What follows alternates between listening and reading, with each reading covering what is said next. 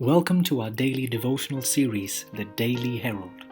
I pray that these messages will come to you as an encouragement and a reminder to be heralds of the Lord daily.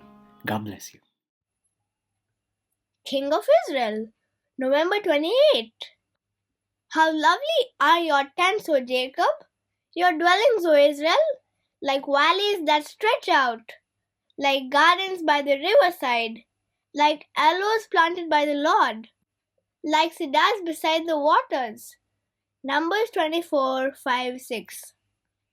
The prosperity of God's people is here represented by some of the most beautiful figures to be found in nature. The prophet likens Israel to fertile valleys covered with abundant harvests, to flourishing gardens watered by never failing springs, to the fragrant sandal tree and the stately cedar. The figure last mentioned is one of the most strikingly beautiful and appropriate to be found in the inspired word. The cedar of Lebanon was honored by all the people of the East. The class of trees to which it belongs is found wherever human beings have gone throughout the earth, from the Arctic regions to the tropic zone where they flourish, rejoicing in the heat yet braving the cold, springing in rich luxuriance by the riverside, yet towering aloft upon the parched and thirsty waves.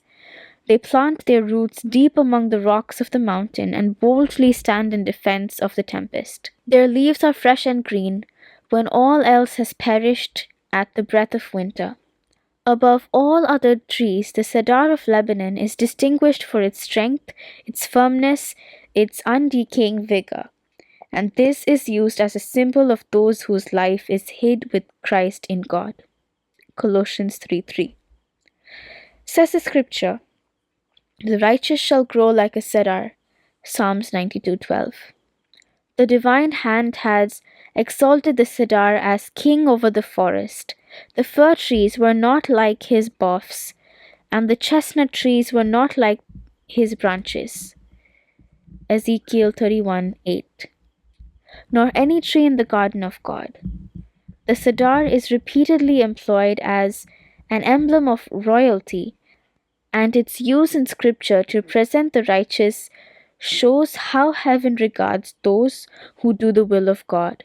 Balaam prophesied that Israel's king would be greater and more powerful than Agag. This was the name given to the king of the Amalekites, who were at this time a very powerful nation, but Israel, if true to God, would subdue all her enemies. The king of Israel was the Son of God, and his throne was one day to be established in the earth, and his power to be exalted above all kingdoms. Further reflection. Have you ever thought of how sin prevented Jesus from establishing his throne as earth's rightful ruler? When will Christ's rulership be re-established?